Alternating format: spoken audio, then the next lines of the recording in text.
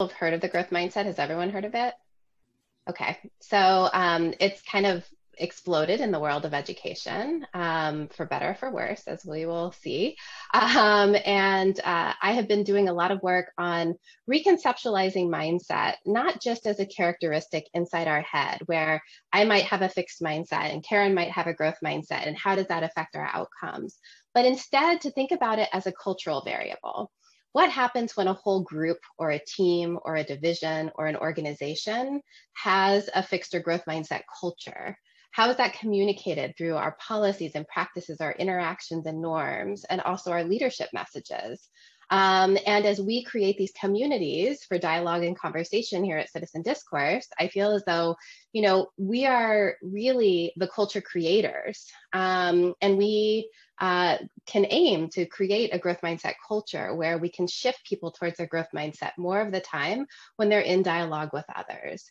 So that's kind of the goal. What I want to do today is share a little bit. I usually do like half day workshop or like full day kind of engagements, but here we're just going to do a sort of short period where we're going to really talk through a little bit about what we know about mindset triggers, the things that trigger us into our fixed or our growth mindset, and then have some experiential time where we actually reflect on that for ourselves and for the people that we've worked with in community. So that we can see as we create these cultures, these small cultures, even, two people make a culture, as we create these communities, how do we create them so that we ourselves and those we're interacting with are shifted more towards their growth mindset than their fixed mindset. So with that, I'm just going to share my screen here. Let's see. Can you see my screen?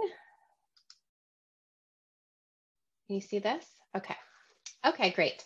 So I'm just going to kind of walk through a little bit of this at first to give us a flavor of what I mean when I'm talking about fixed and growth mindset and some examples of these situational triggers that sort of the literature suggests are pretty common. Almost everyone seems to be able to resonate with at least one, oftentimes more than one, when it comes to our own experience.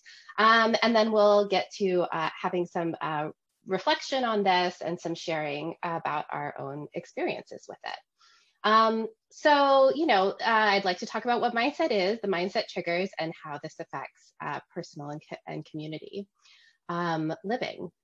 So mindset, of course, was first developed by this woman, Carol Dweck. She was one of my PhD advisors at Stanford, and she's like amazing. She came up with this idea that, we have these what we called lay beliefs about whether or not certain characteristics that we have as humans, like our intelligence, talent, ability, our personality, our viewpoints, whether we're good at athletics, whether we're good at entrepreneurs, whether those things are fixed or whether they're malleable. And that just that particular belief, the fixedness or malleability of these characteristics that make us who we are, really has big impact on our motivation, behavior, and the goals that we set for ourselves.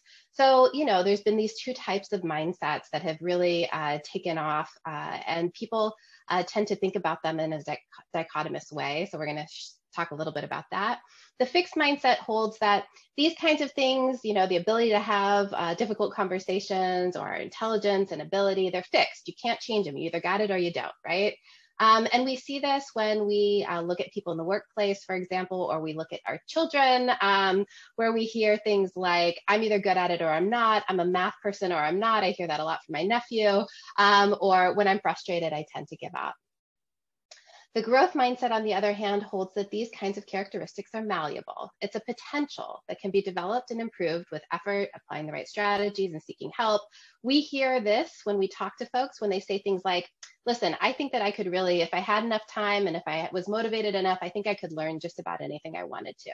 Or when I'm frustrated, I tend to persevere even though, in the face of that frustration.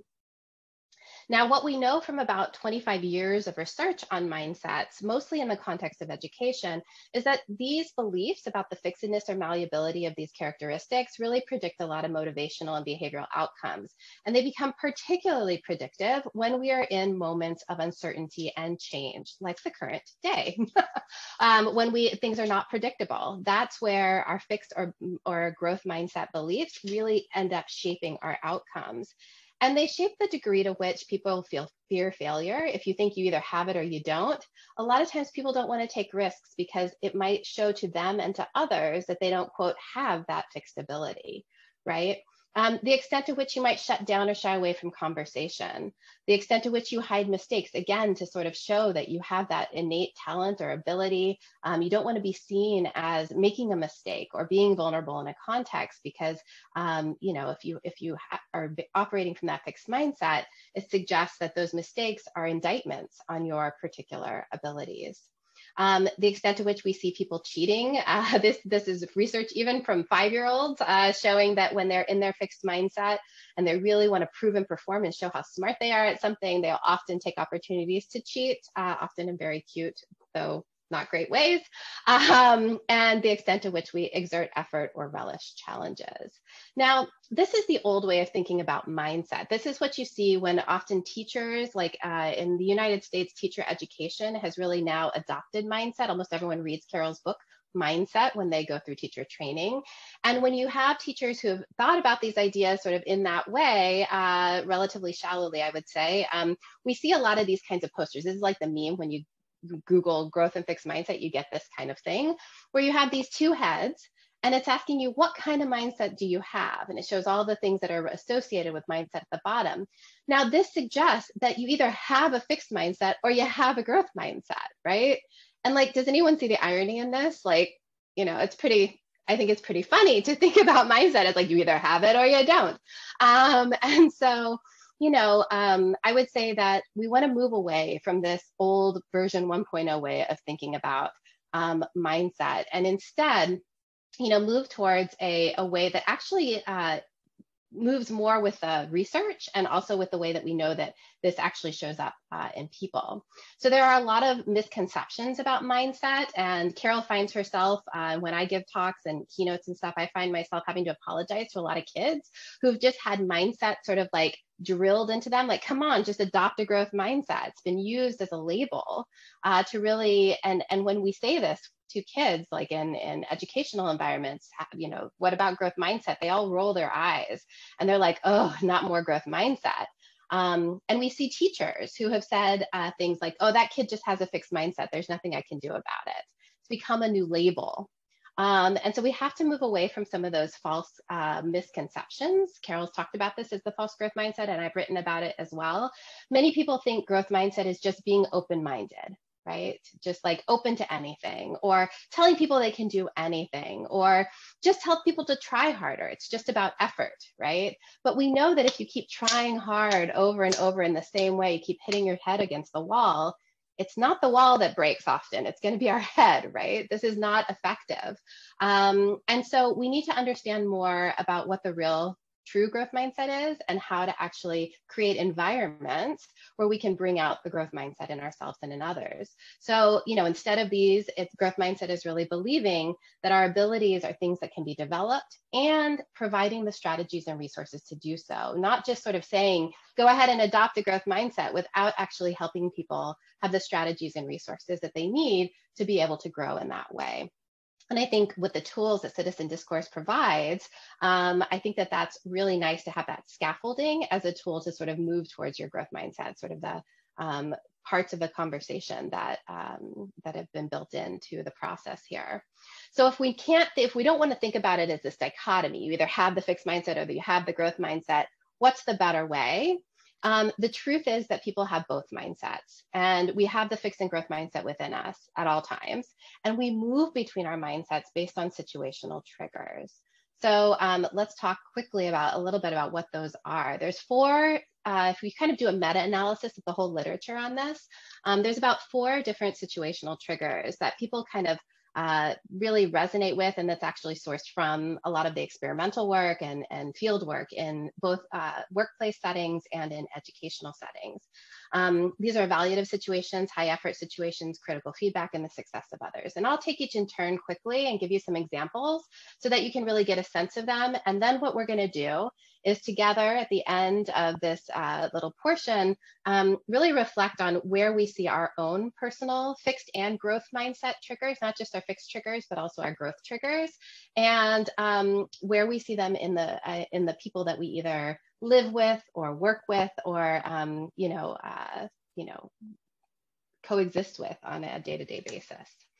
So the first mindset trigger is evaluative situations. And evaluative situations are those situations where we anticipate being evaluated by others. So we are in the preparation phase. We're like putting together our plan for our citizen discourse workshop, or we are putting together a plan for a big proposal at work, or a project or a report that we know it's going to be widely read, or we're going to give a speech and unroll a new strategy.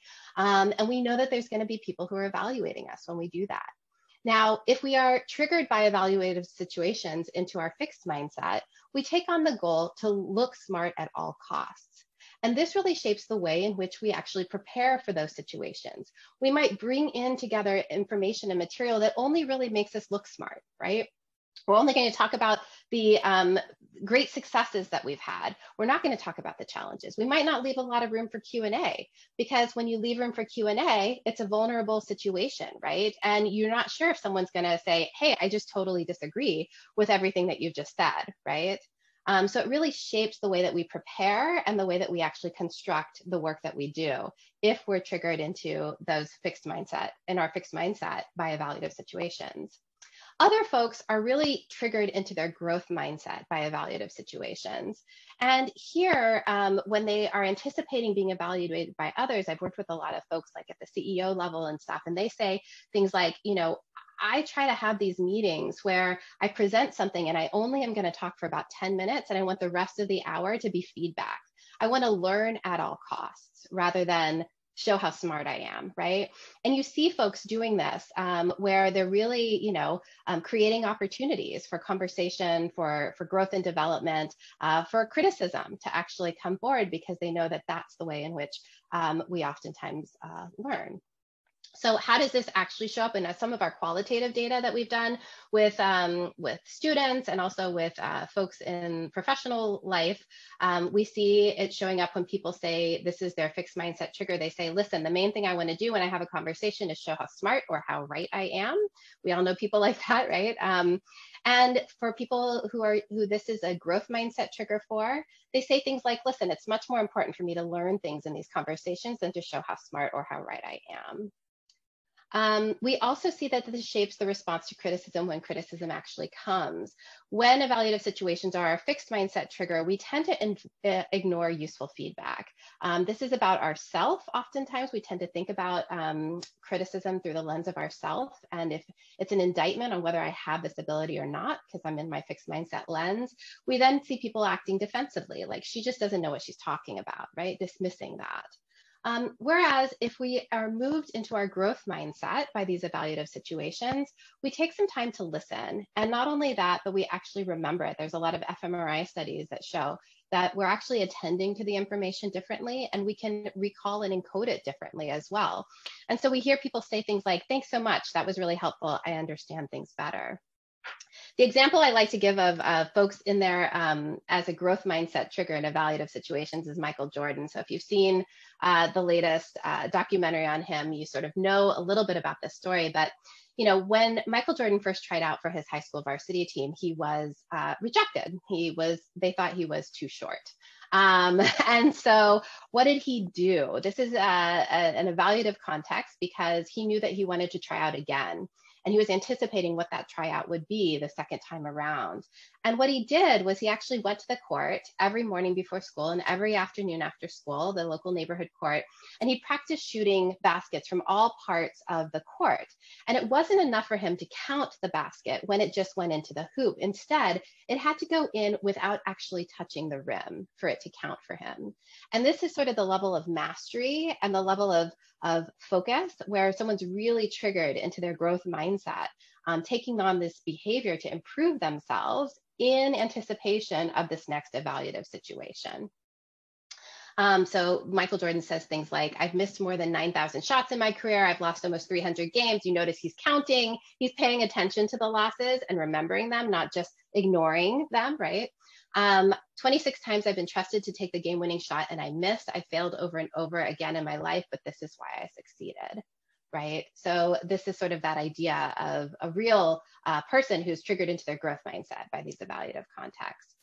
The second mindset trigger is high effort situations. Now, we see this a lot in organizations and in situations where people just don't have a lot of experience yet in what they're doing. So, for example, in Google and in other companies, we oftentimes see that teams are recreated often.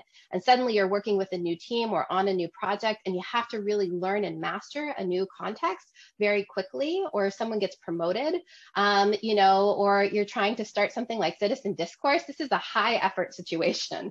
For many people, having these difficult conversations are high effort situations. For some people, this is a fixed mindset trigger because they believe that effort and ability is negatively correlated. If I have to try hard, it means I don't have natural ability at this, right? We think that it should come naturally. For others, this is a growth mindset trigger, that high effort is actually the only way to actually grow and learn, right? That we have to keep putting ourselves out there, and that's the way to improvement. We believe that effort and ability is positively correlated. And so we see that for those people, they believe that hard work, good strategies, and help from others is key. Now, we see this show up when people talk about things like this, like, to tell you the truth, when I'm working hard, it makes me feel like I'm not very smart. Or, what's the point? I'm never going to be good at this. Having these conversations is just too hard. I'm not going to do it anymore. Whereas in the growth mindset, we see people say things like, the harder you work at something, the better you'll be at it. Or, it looks like I just haven't figured this out yet. I'm going to try a new way next time. And so we can think about how we set these conversations up to move people towards their fixed or growth mindset in something that's perceived as highly effortful. The third mindset trigger is critical feedback. Critical feedback is really when the feedback actually arrives. Evaluative situations where we're anticipating these kinds of, evaluations from others, but critical feedback is when it's in your face. You've gotten your 360 report, or you can actually see that people are not really following along with you in the middle of your mindful moment or your conversation, and you're getting that negative feedback. So if this is your fixed mindset trigger, it feels very personal. It feels like it's about me. And we tend to want to hide any mistakes or deficiencies. We tend to want to shy away from acknowledging that this is a uncomfortable situation for people. If this is our growth mindset trigger, then it actually motivates us to confront mistakes and deficiencies. It looks like this. The next time that I do this, I only want to do the easy parts. I don't want to actually go deep. I don't want to actually really contend with something that I may not be familiar with, or something that I'm not yet, haven't mastered yet. We tend to avoid these challenges and conceal our mistakes and deficiencies. Whereas if this is our growth mindset trigger, we really see that critical feedback as useful for that growth and development. It is the tool by which we grow and develop, right? So it was really helpful. I think I'll try that now.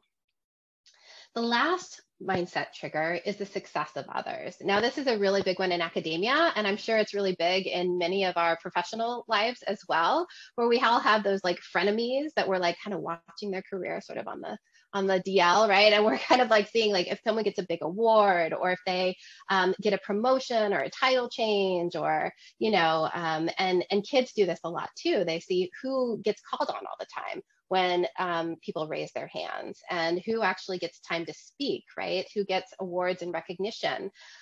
For some people, when that happens to others, they're successful and people see it. It triggers them into their fixed mindset, where they start to think about success as zero sum. And what that does is actually shapes our behavior, such that we then are motivated to try to do anything to outperform others. That means that we might take shortcuts, we might engage in some unethical behavior, or on the opposite side, we might fully disengage and say, there's nothing I can do to compete here because that person is so good at what they do. I might as well just move away from this context. Maybe having these conversations is just not for me, for example. If this instead is our growth mindset trigger, we know people like this who really find genuine inspiration in the success of others. When people are merited or get some kind of award or recognition, we really look to them and we say, wow, how did they do that? and it changes our behavior. We then tend to take a learning orientation. Like, I want to learn, what did they do to get there? And how might I not take that exact same path, but actually recreate this authentically for me so that I can too find some success in the things that I want to do, the goals that I want to bring forward. So that is when we know when people have been triggered to their growth mindset by the success of others. So, it shows up like this. She's so good at that. I really look dumb compared to her when we're in our fixed mindset around people's success, versus, wow, she's so good at that. I'll ask her what she did to prepare, right? How did you do that? And that's really one of the most powerful growth mindset questions that we can ask when we're having these conversations is, wow, how did you do that? Tell me a little bit about how you did it. And people then will provide strategies and stories and resources that then will help move us all towards our growth mindset more of the time. So, at this point, I think I've spoken enough, and we could just talk through. Here are the 4 different mindset triggers: evaluative situations, high effort situations, critical feedback, and success of others. And I think that it'd be good to take a little time to reflect a little bit on where we see our fixed mindset triggers and our growth mindset triggers show up for ourselves, and maybe for the people that we've engaged with. Karen, do you want to jump in and sort of provide any other scaffolding for that writing? So we'll take, how about 3.5 minutes to journal. And I guess for us, evaluating where we fall in these triggers, and what else, Mary? Yeah, where we see it sort of resonate for us, either personally or with regard to people that we interact with. It could be our partners or our kids or the people that we work with at work, or in these citizen discourse kind of conversations. Where do we see people likely falling? What are their fixed mindset triggers? What are their growth mindset triggers? And then what can we do to shift ourselves or others towards the growth mindset when we have those fixed mindset triggers come forward? Okay, so I'll let y'all know when the time is up. Thank you.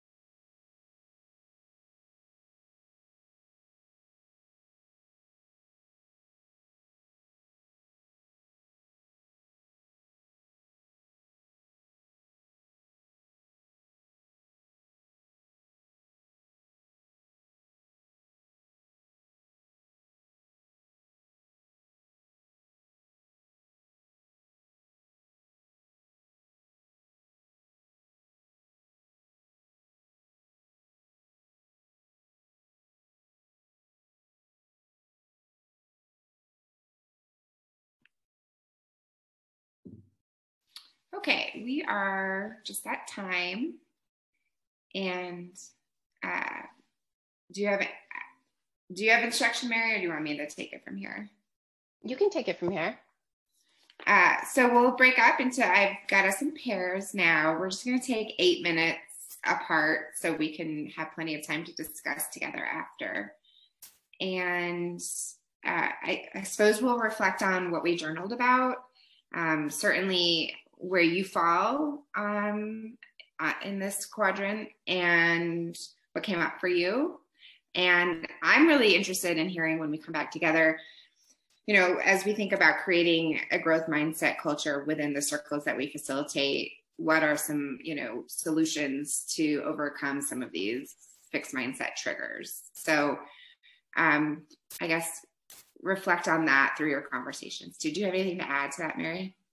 No, I think that's great. I think that's great because, it really does depend. A whole nother piece of this that we didn't have time to go into today is really about how, again, how do we have these organizational mindsets, these like group-based or team-based mindsets, right?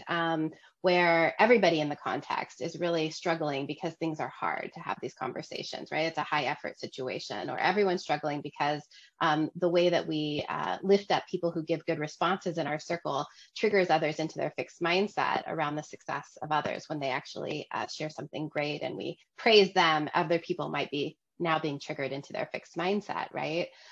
So we can think about how these operate and how we as the culture creators can change some of our practices to create more of a growth mindset context in these circles to bring out people's growth mindset more of the time.